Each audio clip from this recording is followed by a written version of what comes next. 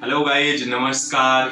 Okay, तो आज हम लोग पढ़ने वाले हैं क्लास 12th केमिस्ट्री का फर्स्ट चैप्टर सॉलिड स्टेट का लेक्चर नंबर 45। ओके, जैसा कि आप देख पा रहे हैं। ओके, तो चलिए स्टार्ट करते हैं लेक्चर 45 को। और हाँ, स्टार्ट करने से पहले एक रिक्वेस्ट करूंगा छोटी सी कि साथ में नोटबुक और पेन जरूर रख लीजिएगा और एकांत जगह में बैठ करके देखिएगा। ठीक है, समझिएगा, लिखिएगा और फिर एंजॉय करिएगा। ओके, चलिए।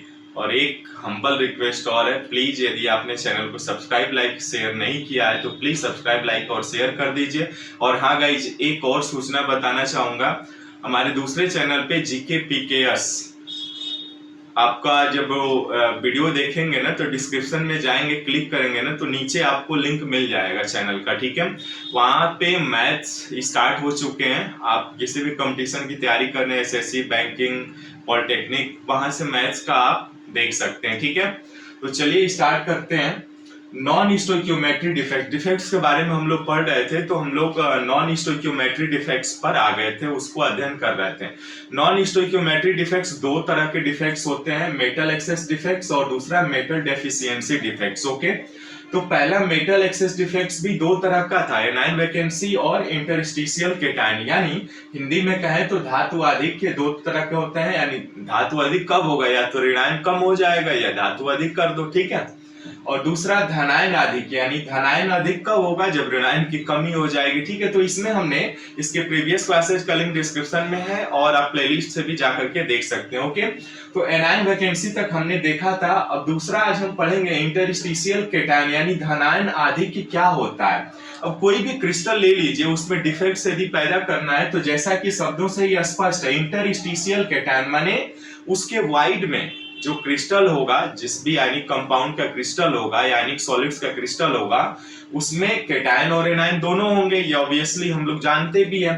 तो कोई भी केटायन आ जाए, यानी कुछ ऐसा कर दिया जाए, अब ये मायने नहीं रखता है कि क्या कर रहे हो। ठीक है ना, यानी किसी कारणवश कोई केटायन आकर के उनके इंटरस्टिशियल स्पेस पे आ जाता है तो उसमें एक डिफेक्ट्स पैदा होता है जिसे इंटरस्टिशियल केटायन कहते हैं, है ना, जो नॉन स्टोइकियोमेट्री डिफेक्ट्स में आते हैं। यानी इनकी जो रेशियो होगी ना बच्चों, नॉन स्टोइकियोमेट्री रेशियो भी चेंजेज होती रहती हैं, बदलती हैं। ठीक है, लेकिन सबसे खास बात यह है कि इसमें आपकी इलेक्ट्रिकल न्यूट्रलिटी बनी रहती है। ठीक है, चलिए देखते हैं। दूसरा हेडिंग लगाइए, इंटरस्टिशियल केटायन, है ना। दूसरा हम हेडिंग लगाते हैं इंटरस्टिशियल केटायन। ठीक है, दूसरा इंटरस्टिशियल केटायन। ठीक है, अब देखिए इंटरस्टिशियल केटायन मींस यानी इसमें धनायन की अधिकता आ जाएगी। यानी कोई भी आप क्रिस्टल ले लीजिए, कोई क्रिस्टल हमने ले लीजिए, मान लीजिए हमने ZnO, जो आपके एनसीईआरटी का बुक है उसी का एग्जांपल ले लेते हैं। जिंक ऑक्साइड लिया हमने, है ना, तो आप जानते हैं कि जिंक ऑक्साइड में Zn क्या है, ये केटायन है ना, और आपका ऑक्सीजन क्या है, ये एनायन है। ठीक है, यानी हम जानते हैं कि Zn पे +2 चार्ज होता है और ऑक्सीजन पे -2। अब ठीक है, अब एक क्रिस्टल लेते हैं जिसमें Zn+2, Zn के क्रिस्टल और O के क्रिस्टल लेते हैं। एक छोटा सा क्रिस्टल यहां पे बनाता हूं मैं। ठीक है, देखिएगा ध्यान से गाइज। मान लीजिए यहाँ पे Zn+2 हमने ले लिया, उसके बाद O-2 ले लिया, Zn+2 ले लिया, ठीक है, O-2 ले लिया। ठीक है, फिर दूसरे लाइन में भी हम वही करते हैं। इनको एक छोटा सा क्रिस्टल ले रहा हूं मैं, O-2, Zn+2, O-2, Zn+2। ठीक है बच्चों, यहाँ पे हमने Zn+2, O-2, Zn+2 और O-2। ठीक है, ये हमने एक छोटा सा क्रिस्टल ले लिया जो जिंक ऑक्साइड का क्रिस्टल है। ठीक है, अब यहाँ पे हमें ये ध्यान देना है कि देखिए अभी तो डिफेक्ट पैदा नहीं हुआ है ना, यानी बिफोर डिफेक्ट है। ये क्रिस्टल लिया हमने ZnO का। अब इस बिफोर डिफेक्ट में रेशियो कितना है देखिए तो, यानी Zn रेशियो O कितना है देखिए तो, 1 2 3 4 5 6, यानी 6 Zn भी है और ऑक्सीजन भी 2 2 4 2 6 है, 6। यानी इनकी रेशियो बराबर है, ये बिफोर डिफेक्ट है, बिफोर डिफेक्ट है, यानी अभी डिफेक्ट पैदा नहीं हुआ। अब किसी कारणवश मान लीजिए इसमें डिफेक्ट पैदा हो जाता है, डिफेक्ट पैदा होगा तो क्या होगा, देखिएगा ध्यान से। डिफेक्ट पैदा होगा तो यहाँ पे Zn+2 O-2 Zn+2 O-2, ठीक है, O-2 Zn+2 O-2 Zn+2, ठीक है ना, Zn+2 O-2 Zn+2 और O-2, ठीक है। ये हमने अब डिफेक्ट के बाद यानी बिफोर डिफेक्ट्स क्या होगा कि इनके इंटरस्टिशियल स्पेस में क्या आ जाता है, किसी कारणवश Zn+2 आ जाता है। मैं इसको दूसरे कलर से दिखा रहा हूं, Zn+2 आ जा रहा और इसके दोनों इलेक्ट्रॉन इनके वाइड में, क्योंकि इनका आकार छोटा होता ही है, ये तो हम जानते ही हैं, तो दोनों इलेक्ट्रॉन भी आ गए। यानी इसका मतलब ये हुआ कि इनके पास फ्री इलेक्ट्रॉन भी हो गए, है ना। अब यहाँ पे क्या देखा हमने कि Zn की रेशियो बदल गई, ऑक्सीजन की रेशियो सेम है, यानी यहाँ पे किसी कारणवश Zn+2 इनके इंटरस्टिशियल स्पेस में आ गया और इनके पास जो दो फ्री इलेक्ट्रॉन है -1e और -1e, ये भी इनके वाइड में आकर के घुस गया, ठीक है। अब यहाँ पे जब बैठ गया तो अब आफ्टर डिफेक्ट इनका रेशियो कितना होगा, देखिए तो Zn-O ratio after defect, Zn कितने हो गए, एक बड़ा ना तो 7 हो जाएगा, O ऑक्सीजन 6 ही है ना। यानी यहाँ पर अब आफ्टर डिफेक्ट आ गया, यानी डिफेक्ट के बाद इनके जो स्टोइकियोमेट्री रेशियो है ना वो चेंज हो गई है, ठीक है गाइस, समझ में आ रहा है, क्लियर दिख रहा है ना सबको, ओके, ठीक ठाक है, सब कुछ ऑडिबल भी है, ओके। चलिए अब यहाँ पर हमने क्या देखा कि इनकी स्टोइकियोमेट्री भी चेंज हो गई, यानी आफ्टर डिफेक्ट है ये, ठीक है, आफ्टर डिफेक्ट मैं यहाँ पे लिख ले रहा हूं, आफ्टर डिफेक्ट हमने देखा। अब यहाँ पे देखिए सबसे खास बात, इनकी इलेक्ट्रिकल न्यूट्रलिटी बनी रहती है, कोई अंतर नहीं पड़ा इसमें, ठीक है। अब इलेक्ट्रिकल न्यूट्रलिटी जब बनी हुई है तो अब आगे देखते हैं इनमें क्या क्या चेंजेस आ जाते हैं बच्चों। ये इंपॉर्टेंट है कि ये क्यों हो रहा है, कैसे हो रहा है, इस पे क्वेश्चंस नहीं आते हैं, हमें देखना है कि कैसे हो रहा है ये। तो इनका स्टोइकियोमेट्री चेंज हो गया। अब सबसे खास बात क्या हो जाएगी कि इनकी जो क्या होती है इलेक्ट्रिकल कंडक्टिविटी क्या होगी, बढ़ जाएगी, किसके कारण, दो फ्री इलेक्ट्रॉन हो गए, तो इनके बेनिफिट्स क्या क्या होंगे, यानी बेनिफिट्स नंबर 1 होगा क्या, इनका जो इलेक्ट्रिकल कंडक्टिविटी है यानी विद्युत चालकता बढ़ जाएगी, है ना, इलेक्ट्रिकल कंडक्टिविटी बढ़ जाएगी बच्चों, ठीक है, ओके, बढ़ जाएगी, इंक्रीज हो जाएगा। दूसरा, अब ये कैसा बिहेवियर प्रदर्शित करता है, सबसे खास बात कि ये पैरामैग्नेटिक बिहेवियर भी प्रदर्शित करता है ना, पैरामैग्नेटिक बिहेवियर प्रदर्शित करने लगता है बच्चों, ठीक है। तीसरा, अब देखिएगा ध्यान से, इसमें जब पैरामैग्नेटिक बिहेवियर चेंज हो गया तो तीसरा क्या हो जाते हैं, अब तीसरा इनके क्रिस्टल भी कलर हो जाते हैं, यानी कलर्ड हो जाते हैं, रंगीन हो जाते हैं, क्यों, क्योंकि फ्री इलेक्ट्रॉन के कारण, यानी यहां पे कलर्ड हो जाएगा ड्यू टू फ्री इलेक्ट्रॉन, है ना। तो इस तरह से इनमें ये चेंजेस देखने को मिलता है, ओके। तो इसे ही हम कहते हैं इंटरस्टिशियल कैटायन, यानी जिसमें धनायन की अधिकता हो जाती है और इस क्रिस्टल में डिफेक्ट्स आ जाता है, ठीक है। तो समझ में आया होगा इंटरस्टिशियल कैटायन क्या लिया हमने, एक एग्जांपल लिया Zn-O, जिसमें Zn कैटायन Zn है जिस पर चार्ज +2 है और आपका एनायन O है जिस पर चार्ज -2। एक क्रिस्टल लिया हमने जिंक ऑक्साइड का जिसमें रेशियो आप बिफोर डिफेक्ट 6:6 था, लेकिन आफ्टर डिफेक्ट किसी कारण में Zn+2 इनके इंटरस्टिशियल स्पेस में आ गए और इनके पास फ्री इलेक्ट्रॉन थे 2, तो इनकी रेशियो भी चेंज हो गई, नॉन स्टोइकियोमेट्री जो रेशियो यानी Zn 7 हो गया और वो Zn रेशियो O हो जाएगा 7:6। अब इनमें होने के बाद चेंजेस क्या क्या बेनिफिट देखने को मिलता है, पहला तो इनकी इलेक्ट्रिकल कंडक्टिविटी बढ़ जाती है, विद्युत चालकता बढ़ जाती है। दूसरा, पैरामैग्नेटिक बिहेवियर व्यवहार प्रदर्शित करने लगते हैं और तीसरा, ये कलरफुल हो जाते हैं, यानी ड्यू टू फ्री इलेक्ट्रॉन, किसके कारण होते हैं, तो फ्री इलेक्ट्रॉन के कारण होते हैं, ओके गाइस। तो इसका फटाफट स्क्रीनशॉट ले लीजिए, फिर एक और बचा मेटल डेफिशिएंसी डिफेक्ट्स, इसको देख लेते हैं, ठीक है। मेटल डेफिशिएंसी डिफेक्ट्स देखते हैं, फिर आगे बढ़ते हैं, ओके। तो ओके गाइस, चलिए अब दूसरा हेडिंग लगाते हैं मेटल डेफिशिएंसी डिफेक्ट्स, ओके। यानी मेटल डेफिशिएंसी क्या होता है, धातु न्यूनता, जहां पे धातु की कमी हो जाती है, ठीक है ना। तो चलिए मैं इसको रब कर रहा हूं और मेटल डेफिशिएंसी देखना है, ओके। चलिए गाइस, अब हमें हेडिंग लगाइए मेटल डेफिशिएंसी डिफेक्ट्स क्या होते हैं उसको समझ लेते हैं, ठीक है। चलिए, इस पे क्वेश्चंस भी आते हैं बच्चों, तो ध्यान से देखिएगा कि मेटल डेफिशिएंसी, ओके। यहां हेडिंग लगा लीजिए दूसरा, मेटल डेफिशिएंसी यानी धातु न्यूनता। यानी जैसा कि अब देखिए मेटल डेफिशिएंसी क्या होता है, कोई भी धातु क्या होता है, यानी इलेक्ट्रॉन डोनर होता है, इलेक्ट्रॉन त्यागता है, ठीक है। तो ये मेटल डेफिशिएंसी उन मेटल्स में देखने को मिलता है ना जहां पे जो आपका मेटल होता है वो वेरिएबल बैलेंसी प्रदर्शित करती है। यानी जैसे लोहा को ले लीजिए, Fe को ले लीजिए, तो +2 भी दिखाता है, +3 भी दिखाता है। तो जस्ट उसी टाइप के मेटल में मेटल डेफिशिएंसी पाई जाती है ना।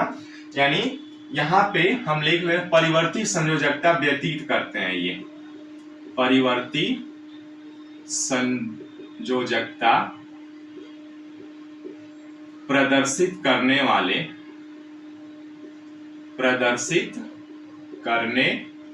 वाले धातु में होता है। यानी इसको इंग्लिश में कहते हैं वेरिएबल वैलेंसी, ठीक है जी। और वेरिएबल वैलेंसी कैसे प्रदर्शित करता है, जैसे Fe को ले लीजिए, Fe क्या करता है, Fe जो है आपके पास +2 भी वैलेंसी प्रदर्शित करता है और +3 भी, यानी ये दोनों तरह के प्रदर्शित करते हैं। तो इसमें मेटल डेफिशिएंसी पाया जाएगा, है ना। यानी मेटल डेफिशिएंसी उन्हीं में अधिकतर पाया जाता है जो मेटल वेरिएबल वैलेंसी प्रदर्शित करते हैं, ठीक है। अब यहाँ पे हमने क्या देखा कि Fe जो लोहा है वो दो तरह के वैलेंसी प्रदर्शित कर रहा है, +2 भी और +3 भी, ठीक है। अब जैसे मान लीजिए हमने कोई एग्जांपल ले लिया, एक एग्जांपल लिया किसका, इसी का ले लेते हैं, FeO, है ना। FeO का एग्जांपल लिया तो हम जानते हैं कि यहाँ पे ऑक्सीजन क्या है, -2 है, और Fe क्या है, +2 है ना। ये दो हो गए। जस्ट अब इसी के क्रिस्टल को लेते हैं और समझते हैं कि मेटल डेफिशिएंसी क्या होते हैं, ठीक है। तो चलिए यहाँ पे मैं एक चित्र क्रिस्टल ले लेता हूं इसका, ठीक है। क्रिस्टल क्या हुआ, बना लेते हैं क्रिस्टल, ठीक है। चलिए क्रिस्टल बनाया हमने, और ये क्रिस्टल क्या क्या है इसमें, यानी Fe+2 O-2 Fe+2 O-2, ठीक है। ये कोई छोटा सा क्रिस्टल लिया हमने समझने के लिए, उसके बाद O-2 Fe+2 O-2 Fe+2, ठीक है। फिर से Fe+2 O-2 Fe+2 और O-2। ये सिंपल सा हमने क्या लिया, FeO का एक क्रिस्टल लिया जिसमें इस क्रिस्टल में केटायन भी है और एनायन भी है। यानी यहाँ पे क्या देखा हमने कि Fe+2 O-2 Fe+2 O-2 दोनों केटायन और एनायन मिले हुए हैं, ठीक है। अब यहाँ पे क्या करेंगे हम, देखिए ये तो बिफोर डिफेक्ट वाली है ना, ये क्रिस्टल सिंपल सा लिया यानी बिफोर डिफेक्ट वाली। तो यहाँ पे Fe और O का रेशियो कितना है, देखिए तो 2 2 4 2 6, यानी 6 Fe भी है और ऑक्सीजन भी 6 है, यानी ये बिफोर डिफेक्ट है। बिफोर डिफेक्ट ये इनकी रेशियो क्या है, बराबर है। अब देखिए किसी कारणवश यहाँ पे हम क्या करते हैं कि किसी कारणवश यहाँ से Fe+2 गायब हो जाते हैं, और यानी अब कितने Fe+2 गायब कर दीजिए और उसके बाद Fe+3, यानी जो वेरिएबल प्रदर्शित करते हैं। लेकिन ये भी ध्यान रखना है कि इनकी इलेक्ट्रिकल न्यूट्रलिटी बनी रहे, है ना।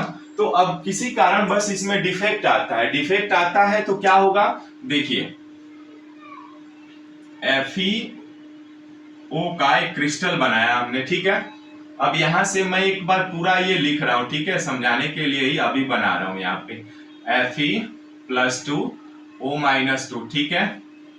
ओ minus two F E plus two O minus two F E plus two. ठीक है जी, F E plus two O minus two F E plus two O minus two. ठीक है, अब यहां पे डिफेक्ट पैदा करने के लिए हम क्या करते हैं कि यहां से 3fe प्लस टू को गायब कर दे रहा है, 3fe को गायब कर दे रहा है, यानी तो गायब करिए, 1 2 और ये 3। अब देखिएगा सबसे खास बात यहाँ पे इंपॉर्टेंट है, क्वेश्चंस बनते हैं आपके एनसीईआरटी बुक में भी क्वेश्चंस दिया होगा, देखिएगा। अब यहाँ पे सबसे खास बात ये है कि 3fe यानी 3fe आपने क्या किया, गायब कर दिया। तो अब 3fe जब गायब किया तो इनके पास कितने आपने चार्ज हटाया, 3 दूना 6 यानी +6 चार्ज हटा दिया। अब इनकी जगह क्या होता है, Fe प्लस 3 आ जाता है जी, Fe प्लस 3 आ जाता है। ठीक है, यानी देखिए आपने 3Fe प्लस 2 को हटाया, लेकिन उसकी जगह क्या हुआ, 2Fe प्लस 3 ने स्थान ले लिया, तो इसमें डिफेक्ट्स पैदा हो गए। क्यों, क्योंकि यहाँ पे देखिए इनकी चार्ज इलेक्ट्रिकल न्यूट्रलिटी भी बनी है। कैसे, देखिए +6 चार्ज आपने हटाया और ये +6 चार्ज भी आ गया, यानी इनकी इलेक्ट्रिकल न्यूट्रलिटी बनी है ना, यानी Fe प्लस 3 आ गया इनके पास। तो अब देखिएगा ध्यान से, यहाँ पे जो Fe रेशियो O आप निकालेंगे तो Fe कितने हो गए जी, देखिए तो अभी 6 था ना, तो 5 हो गए ना, 1 2 3 4 5, यानी 5। रेशियो ऑक्सीजन तो आपने बदला नहीं, सेम है। तो देखिएगा बिफोर डिफेक्ट आपका ये आपका रेशियो में भी इनको चेंजेस देखने को मिल रहे हैं। और क्या किया हमने कि 3Fe प्लस 2 को हटाया, लेकिन उसकी जगह 2Fe प्लस 3 को रख दिया, यानी इनकी इलेक्ट्रिकल न्यूट्रलिटी बनी भी है। ठीक है, बनी है इनकी इलेक्ट्रिकल न्यूट्रलिटी। तो अब इस तरह से इसमें कौन सा डिफेक्ट्स आ जाएगा, आपका मेटल डेफिशिएंसी, यानी मेटल को आपने डेफिशिएंट कर दिया। ठीक है, तो इसीलिए इसको हम मेटल डेफिशिएंसी कहते हैं। ठीक है, अब जब यहाँ पे आपने मेटल डेफिशिएंसी ला दिया तो अब आसान सी बात है, अब यहाँ पे रेशियो यदि निकालेंगे आप, क्या रेशियो, मान लीजिए यदि यहीं पे हम लिख देते हैं, ठीक है, या यहाँ पे अब यदि आपसे पूछा Fe प्लस 3 Fe प्लस 2 और O का रेशियो कितना होगा, बताइए तो जरा, मैं इस बॉक्स में ही लिख दे रहा हूं। ठीक है, Fe प्लस 3 कितने हो गए, 2 हो गए, और Fe प्लस 2 कितने हो गए, 1 2 3 हो गए, और ऑक्सीजन आपके 6 हो गए, है ना। यानी इनका करेंगे तो ये इस प्रकार से रेशियो आएगा। ठीक है, तो गाइज इसलिए इनको हम मेटल डेफिशिएंसी डिफेक्ट्स कहते हैं। ठीक है,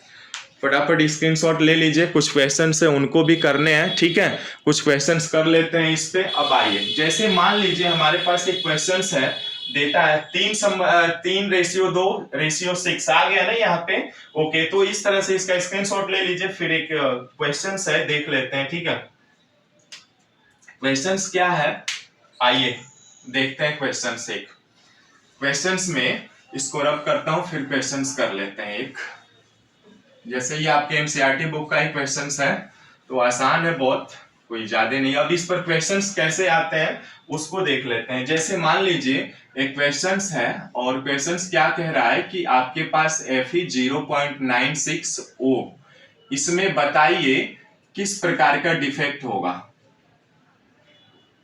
किस प्रकार का डिफेक्ट है।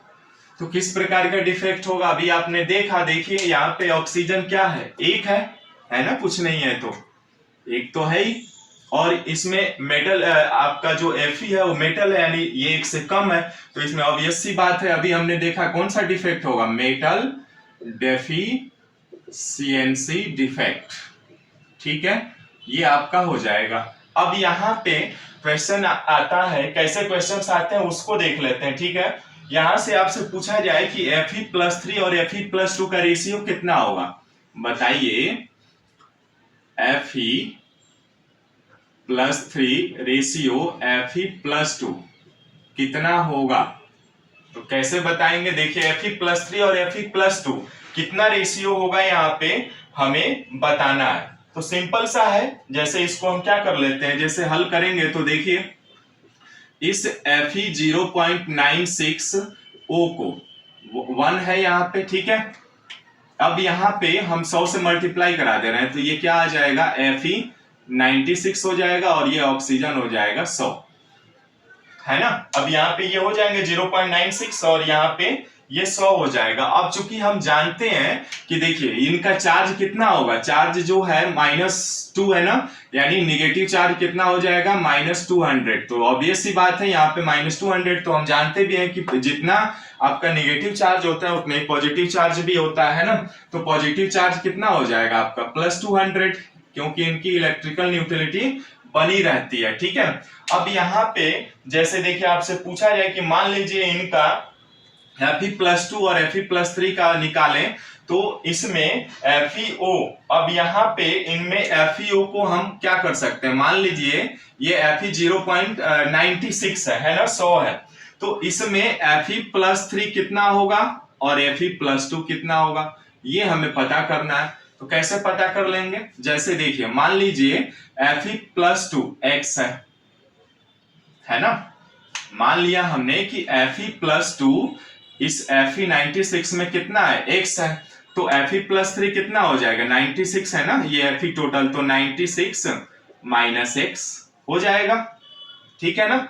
अब चूंकि देखिए कैसे इनका हल करेंगे, जैसे यहाँ पे Fe+3 तो टोटल चार्ज कितना हो जाएगा 3, अब प्लस यहाँ Fe+2 है तो 2x हो जाएगा, और इन दोनों का टोटल चार्ज कितना है 200 है, तो बस हल कर दीजिए, x का मान निकाल लीजिए, ठीक है, आ जाएगा आपका रेशियो भी। अब 3 × 96 कितना होगा, 288 हो जाएगा ना, और 3 × 18 1 और 9 × 28 हो गया, और -3x + 2x = 200 है ना। अब इसको यहाँ पे हल कर देता हूं मैं, ठीक है, चलिए यहाँ पे 288 आ जाएगा, 288 एज इट इज लिख लेंगे, और -3x + 2x ये कितना आ जाएगा, -1x = 200 है ना। अब -x को एज इट इज लिख लेते हैं, 288 को उधर भेज देते हैं, 200 - 288 = ये कितना आ जाएगा, -88, यानी -x = -88, तो हम कह सकते हैं कि x = कितना आ गया, 88 आ गया, है ना। अब देखिए जब आपने x 88 निकाला, तो अब x किसका माना था, इसलिए आपने Fe+2 कितना होगा, 88 होगा, और Fe+3 कितना हो जाएगा, देखिए 96 - x होगा ना, यानी 96 - x का मान 88 निकाला आपने, यानी ये कितना आ जाएगा, देखिए आपका 8 ही होगा, 8 बच जाएगा, है ना। तो अब यहाँ पे आपके बहुत सारे क्वेश्चंस बनते हैं, जैसे ये दे दिया डिफेक्ट्स कैसा होगा, मेटल डेफिशिएंसी, इनका रेशियो पूछ रहा था हमसे Fe+3 और Fe+2 का, है ना। तो इसलिए रेशियो क्या हो जाएगा, Fe+3 रेशियो Fe+2, रेशियो कितना होगा, देखिए 8:88, यानी ये आ जाएगा 1 रेशियो आपका 8 और ये 11, यानी इनका रेशियो कितना आ गया, 1:11 आ गया, ओके। अब इसमें मान लीजिए ये तो हमने रेशियो पूछ लिया, अब यहां से यदि परसेंटेज पूछता है तो कैसे निकालेंगे, परसेंटेज पूछता है, मान लीजिए आपसे परसेंटेज पूछ लिया कि परसेंटेज ऑफ Fe+3 कितना होगा, तो बताइए Fe+3 कितना है आपके पास, Fe+3 कितना है, देखिए 8 है ना, तो 8, और टोटल कितना है Fe आपके पास 96 ही है, गुणे 100, ठीक है। तो ये इस तरह से आपका परसेंटेज आ जाता है, 896 × 100, ये क्या होगा, Fe+3 का परसेंटेज आ गया। Fe+2 का भी ऐसे ही निकाल लेते हैं, ओके। तो ओके गाइज, आपको समझ में आया होगा, आशा करता हूं, ओके। चैनल को प्लीज सब्सक्राइब, लाइक, शेयर जरूर कर लीजिए, और खूब पढ़िए, मेहनत से पढ़ो, ओके। थैंक्स अ लॉट, मिलता है फिर नेक्स्ट